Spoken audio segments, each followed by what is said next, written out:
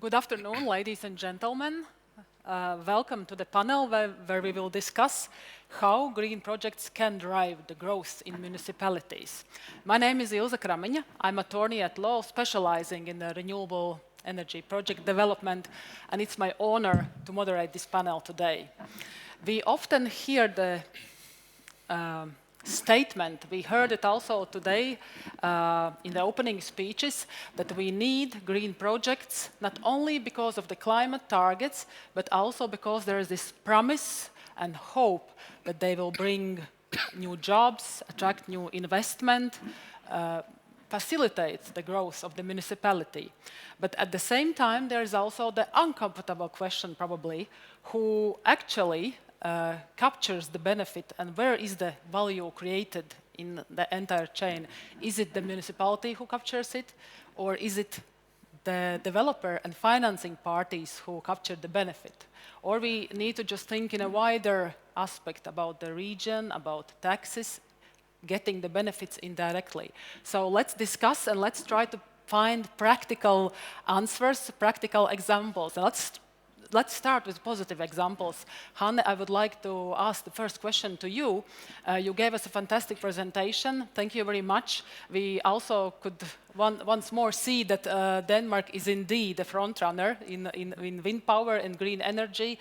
And if you look back at those projects which have been already implemented, where do you see what was the most beneficial to the local communities, to the municipalities, and where did it materialize for the municipality? Thank you. I think, number one, it takes time. So it doesn't come with your first project. When you implement a renewable energy park, whether it's solar or wind, or you build it in hybrid, which I would very much recommend, you get a lot of jobs in the building phase. So if you have a building sector, or even if you don't, there will be a lot of jobs there, and it takes time to build it, so that can be 1-2 years that there's a lot of activity. That's economic activity. The people there, they're spending money, they need a place to sleep. That's a driver for your economy. So that's sort of number one. But often it's not until either you have implemented a lot of wind or solar that you start to see offices popping up, and then you have some service and maintenance and all of that. So it's really in the off-takers of the wind. Those could be data centers, we have that as well, or they could be power to X, or they could be other big off-takers that need the electricity and have a larger job density in their facilities. So the jobs is sort of number one. When you then go further down the line, that's when you start to see that the green transition as a whole has all these environmental benefits also locally. For us, having power to X and doing technical water will basically clean up our waterways, because we take the sludge water and we make clean water for energy. And then we take this very concentrated sludge out of the environmental system once and for all and do pyrolysis on it. So that is a massive environmental effect, and we can feel that down on societal level, where the kids go and swim in the fjord and all of a sudden the water will be clean. So that's a huge thing. And then you have a lot of economic drivers that we can see. We created a report where we worked with 7 other municipalities, and there you can learn a lot from Denmark, because we have implemented so much that now we can see that a lot of the money is also funneled back for societal projects. So villages affected by implementation of renewable energy get some money back through what's called the Green Fund in Denmark. Developers must pay into it, it goes to the national level, and then it's funneled back to the municipalities who administer it as grants, where you can apply. We want a new school. They create the project, they apply, they get the money. Suddenly this little village or whatever can build things that they didn't have access to before, and that makes their society resilient and fit for the future. Hanne, it seems like it's all interconnected. As you said, you just need to start with one, second, third, and then the additional business attracts to this territory and to this ecosystem. Yeah. It's what you observed in your municipality. Yes, you really need to have the long sight on. What I was referring to about Aabenraa municipality, it's a municipality that is on the border with Germany, that lost its nationality until 1920, that then was occupied in the Second World War. We lost all of our ships. We had a massive fleet, and that was what we lived on. And then we lost all of our ships in the two wars. We had to think of new things all the time. So I think we have an advantage in that foresight. And then we're very quick from agreeing to action. And that signifies everything we do, even in the administration, that there's a willingness to leap and try something new, but with a very strong focus. It's always for the citizens. It's not because we think it's fancy to work with a big energy developer and be on the map for that. It's because we can see how it creates end value. It gives us a resilient society, and we fix a problem that we couldn't fix otherwise. Thank you, Hanne. Jaanus, what about you? You are leading also a municipality in Estonia. You have hosted already a wind farm, and you are thinking about new projects. How it's about you? Where do you see the value to attract those projects? And do you face any challenges on capturing this value for the municipality? Yeah, hello from my side also. If I heard Hanne, I'm jealous. Yeah, and I think every Estonian has to go to Denmark and learn from your side. But yeah, in my municipality, we have now one wind farm, and it was built 20 years ago. And if I will be honest, then at the moment we don't get like a direct profit from this wind farm. Yes, the owner of the wind farm established a charity fund, so every community in our municipality can apply support from the money support, also for the schools and so. And the amount is per year is 15,000–20,000 euro. But now it has changed, and we have in planning process new wind farm. So, and also our government has worked out like measures for the local people, for the local communities. So, and it was surprised that about 2–3 weeks ago, our Prime Minister says that also the municipality who will be agreed with the wind farms, they will get €1 million from the government. So, and yeah, I see that our government has now only start to thinking about how motivate the municipalities, how motivate also the local people. And from my experience, I can say that when 20 years ago the first wind farm was built in our municipality, there was no debate about that. Everyone was like agreed that, and so. But now it has changed, and I see that yeah, we need very concrete measures. What the local people will get from the wind farm. And of course, if I talk to the people, they said we need cheap electricity. And the second is, yeah, we need money for the roads and schools and so on.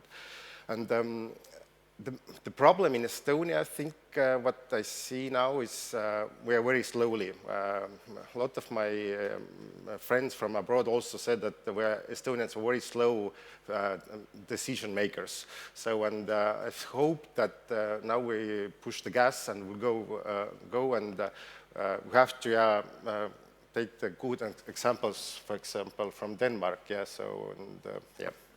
Yeah, it seems that similarly as in Latvia, also Estonia probably lacks certain mechanisms in place how to share the benefits. But let's discuss this a little bit later.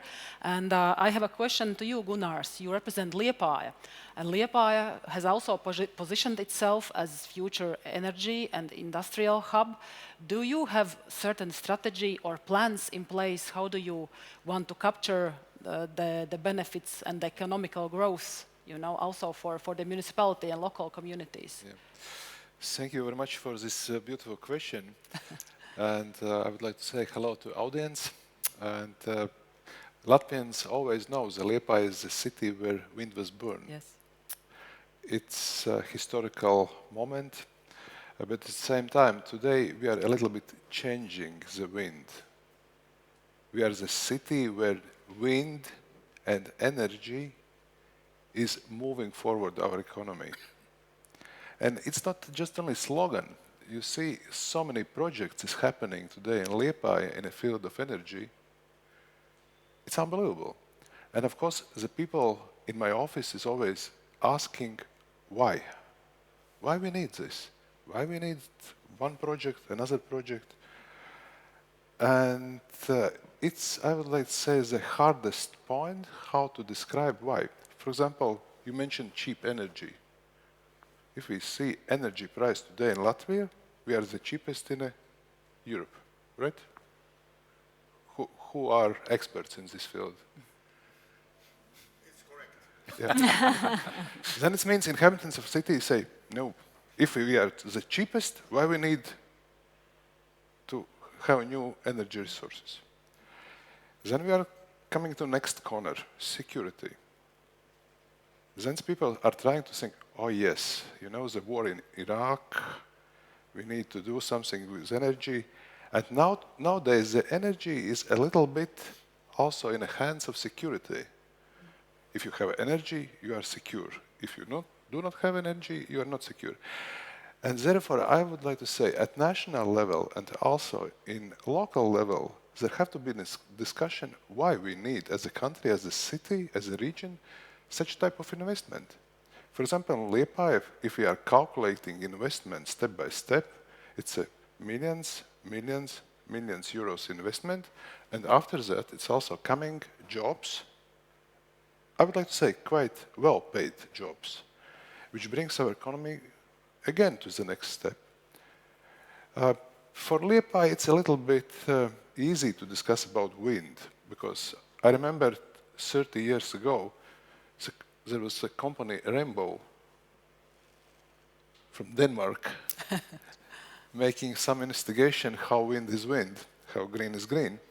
And we situated one windmill just in the center of the city, very small. And today, this windmill will be passed to the exhibition of museum. At the first stage, people are saying, oh, we have a wind turbine in the city.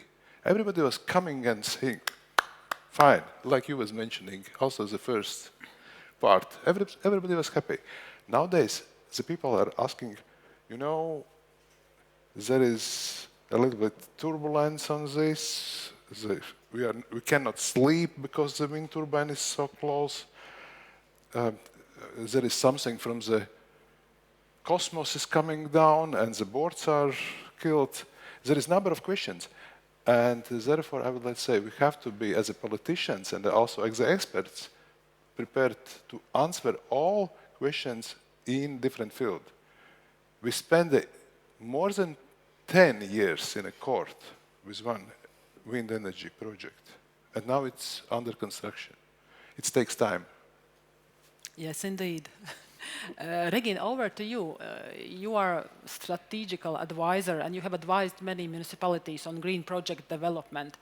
In your experience, what are the key factors for the municipality to successfully attract green projects? First of all, I would say be prepared.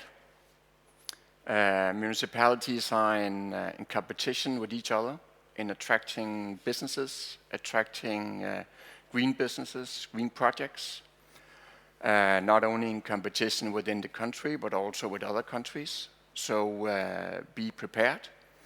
You can be prepared by already have done an analysis of all your areas within the municipality, assessing which one are suitable for different kind of businesses, which one are suitable for wind, for solar, for PTX, for data center.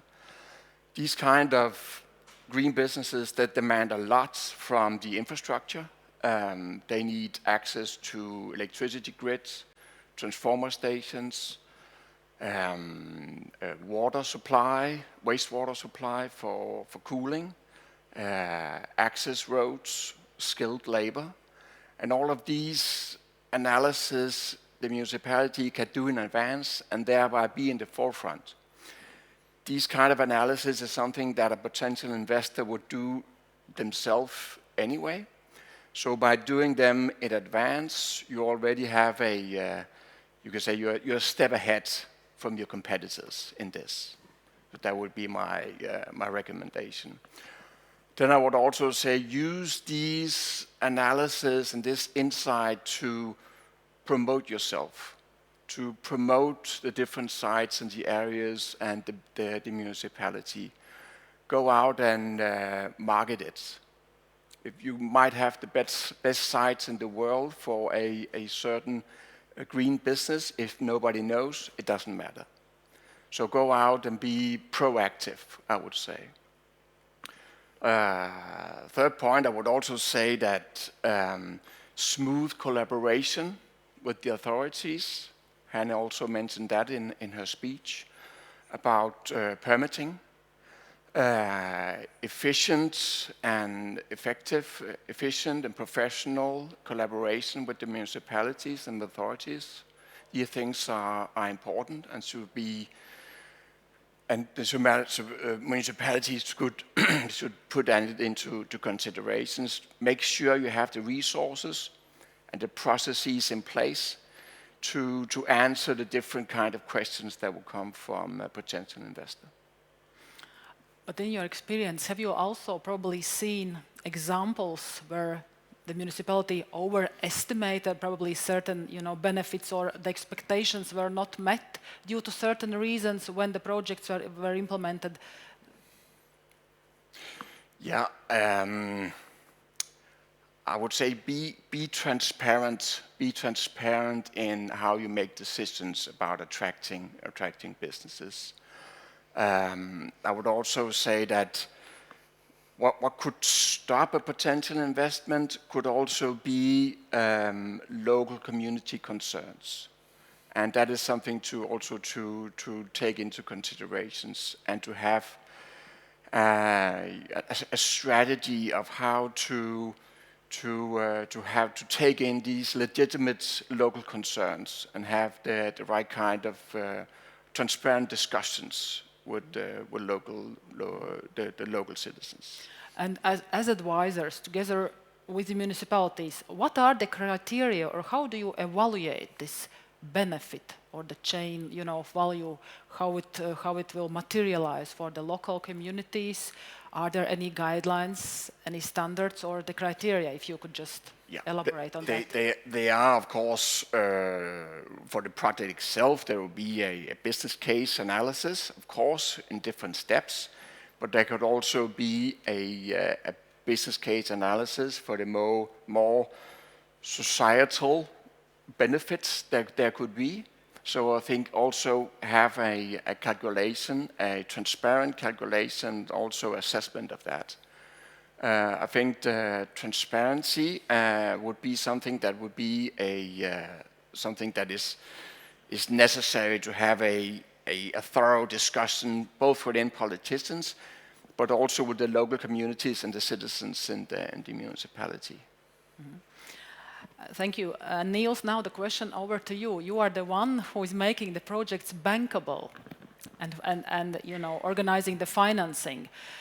How do the financing parties look at, how municipality is acting? Does it play any role? Are there any factors which you consider also in your financing decisions and consultations? Definitely, yes. Thank you. And let me thank you first also for the invitation to be here. It's a pleasure to be able to contribute to this conversation. Mm-hmm. And let me start by saying, it's fair to say, but very true still, that in my 20 years in this business, I have never seen a process being run smoothly. Especially when it comes to the development of a wind farm, there is no such thing as a smooth process. Please bear that in mind. Then, having said that, there are things that municipalities can do to help the process. I would consider them as what I like to say as a local involvement, preferably through the appointment of a area director. An area director, especially in the first stages of a process, is only ancillary to the formal procedure, being the permitting procedure. And in later stages, an area director will not be in charge of the process, will not lead the development. That process is being run by the developer. But on behalf of the municipality, an area director can monitor the process, can monitor the progress as well. Sees to it that all early arrangements are being respected, keep his or her eyes open for complaints in the community, and take those complaints seriously. Always, of course, with the basic assumption, especially when the permits are granted, that in the end the wind farm will be there, it will be realized. But acting positively but critically in that process can really add value. And I think this is especially valuable for sizable projects, but can also be very helpful for the somewhat smaller projects. And what are the red flags in your experience where you as a financing party representative see that this municipality or the local community is acting in a way that it seems to be dangerous and, better do not come with your investments here? Well, what increases the confidence is communication. Transparent, regular, consistent communication that helps. These processes take a lot of time. It was already mentioned earlier. Be perseverant there, patient, but show perseverance. These elements help. These are really very down-to-earth qualities that really can help the process. So what makes investors hesitant is the exact opposite of that. And with the number one issue being inconsistency. Investors are allergic to inconsistencies. So if there are mixed messages coming from the municipality, like whether you can or you can't, or what's the rules, that's the case where it's too uncertain. Exactly. If you have a clear goal at the horizon, it may take time to get there. It may take more time than you expected on beforehand, but keep the eyes on the goal and be consistent in your behavior towards that goal. And about the good examples, have you also observed in your experience situations where municipality is very active and participating probably in structuring the investment through co-ownership schemes or land structuring or other ways? And what's the opinion about these situations? Well, yes, I have seen such cases. I like to take out three examples that we see in the Netherlands. First of all, for many years already, there is a standard for wind farms to financially contribute to local funds. These are social funds or sustainability funds. That's one thing. Second, in recent years, the buzzword when it comes to the development of wind and solar is local ownership. That's easier said than done. How do you arrange for local ownership? What we have in the Netherlands is we have over 700 local energy cooperatives founded and run by volunteers. Not seldom a couple of neighbors who feel that they need to do something in the energy transition. They sit together, and over 700 times it has led to the foundation of a cooperative. Well, these cooperatives form the ideal candidates, ideal vehicles for local ownership. So if a professional developer has plans for the development or realization of a wind farm at a certain location, it has to liaise with this cooperative. And it's not laid down in laws, but is generally applied now by municipalities. It is taken as a condition for the permitting of for the granting of permits. It's not generally accepted, but we are getting used to it. And with this local ownership, you hope that the local community will be involved in all stages of the development. And once you have a operational wind farm, it also shares in the benefits. That parts of the profits made by the wind farm will be distributed to the cooperative, who can either use the money for new initiatives, new projects, or if there aren't any new projects, they can actually pay out the money to their members. And there is then a third element that I would like to mention. These members of cooperatives, as well as other local residents, are often given the possibility to financially participate in projects directly.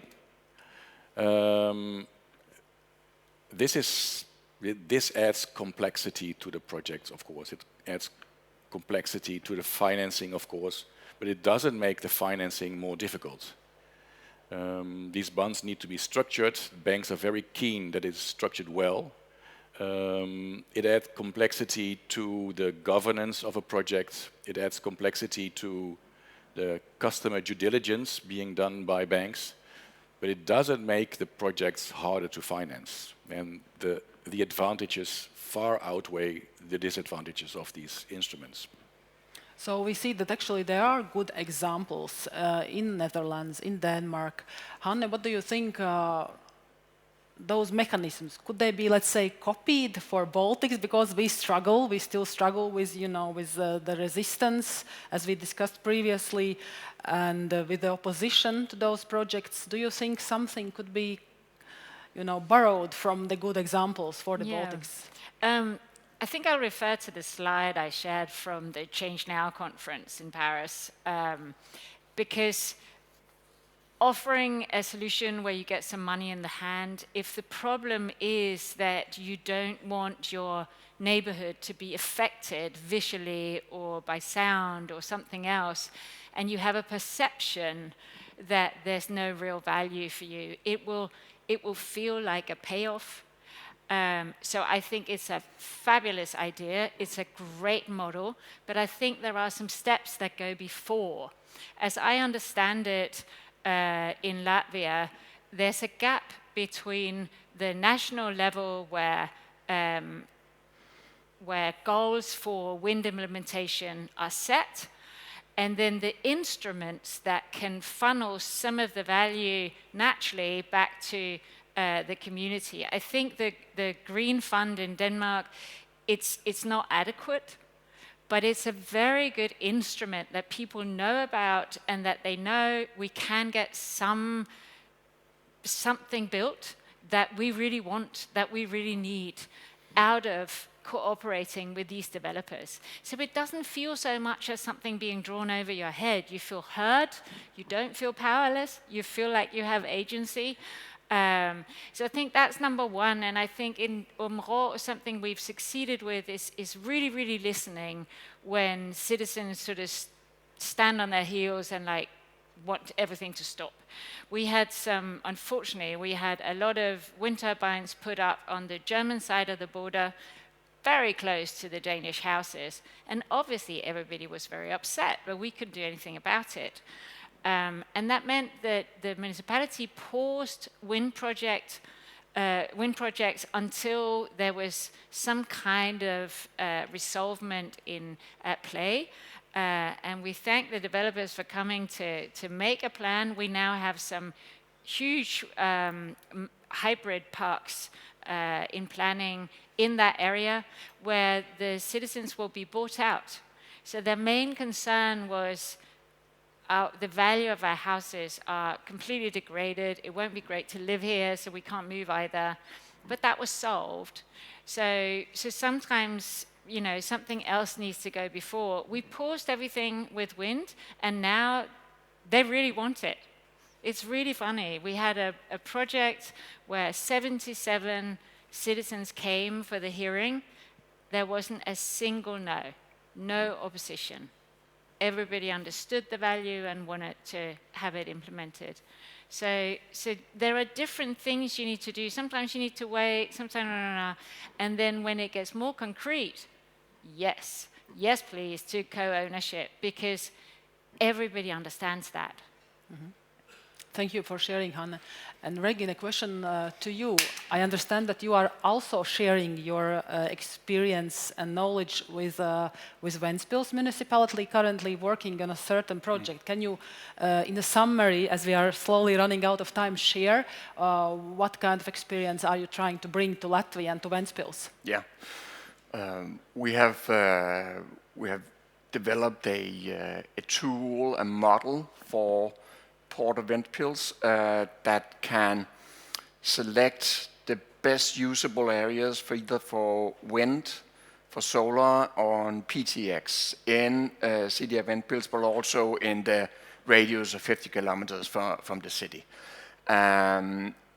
Using it's a complex tool using the GIS maps to select the best possible sites, and I think there are about 15 data points or so that it calculates and then select the best possible sites out of 40,000 parcels or something like that. And also you need to take into consideration, of course, the requirements that the different kind of businesses they demand, accessibility to electricity and so on, but also what are the restrictions. So you need a proximity to residential area, you need some distances also to nature areas where you cannot build. All of this has to be put into this model, and it makes them have a more dynamic discussion with potential investors, so they can be more proactive in attracting investors. Mm-hmm. Thank you for sharing. Then I have another question to actually all of you. In your experience, because we discussed that we here in Baltics have quite strong opposition and resistance, what has helped most in respective projects in general to turn this resistance into acceptance, or at least in trust, as you said, transparency and dialogue, which resulted probably in a project being implemented? Which arguments help? Gunārs, what's your opinion? You know, I remember just 2 weeks ago, I also vice president of ENVE Commission in Committee of Region, around 300 municipalities discuss this issue, in fact. And there is no good answer, because each city and each country is, let's say, very different. In Liepāja case, I think most projects are successfully developed because city is having very strong position, then we are supporting or we are not supporting, and then together with a partner we are trying to understand how to locate, where to locate the project, and then to discuss with society. Of course, it's the hardest point, discussing with the society, because nobody is willing to see the wind farm close by the house. And for example, the question is how person can see so far. For example, if there is a wind turbine 5 kilometers in the sea, definitely you cannot see from the coast. But people are saying, we don't like this. And this is always a very sensitive question, how to run forward with the large-scale investment projects. Also in Liepāja case, we are, for each project, very much prepared. Because politicians is also afraid to be not re-elected, because there is a number of people who are saying, no, we don't need this. And therefore, I would let's say it's each city, each country is completely different, but I fully agree with you. The involvement of society also as a small investor, it could be great. Because then you are in a process together. We are currently having in Latvia those discomfort compensation payment rules in place. Do you also use those for new projects, or they pay a lesser role? Yes, we are using. The new project will be completed in this year, and then it means September this year, the first persons in the city of Liepāja will receive this small amount of money. Thank you. Jaanus, what about you? Which arguments are you trying to use, and how you are trying to show this wider benefit to this? We have very good experience with our new developer who developed the wind farm. So now the planning process is almost started, and they have ordered the research. They ask from the people who lives next to the wind farm what you're afraid, for example, why you don't want the wind farm here. So and now we have these points. There's I think 10 or 12 points. Of course, impact to the health, impact to the nature, and so. And now it's responsibility of the developer, also the responsibility of the municipality to give the answers to the people. And the main factor is what people are afraid it's impact to the health. Yeah, so. And I have told to the people that I'm proof that nothing will change, because, for example, my grandmother lives 600 from the wind farm. I see the wind far from the window. So it has been 20 years like that, and nothing has changed with me. So, and I think we have to show for the people real examples that, for example, like me, that nothing has changed. It's my health is okay, and so on and so on. And we have to give we have to build trust between the people and the municipality, between the developer, and we have to talk to the people. Especially also the people who work for the municipality. For example, like mayors, they have to come to the meetings, to the debates, and answer to the questions, and then we build the trust between audience. Yeah, Hanne, the same question to you, and you have also a special question from audience via Slido regarding the same topic, asking, Hanne, what would you advise to Eastern Latvian municipalities who are not experienced in renewable energy and are very suspicious towards this? I would invite them into a conversation.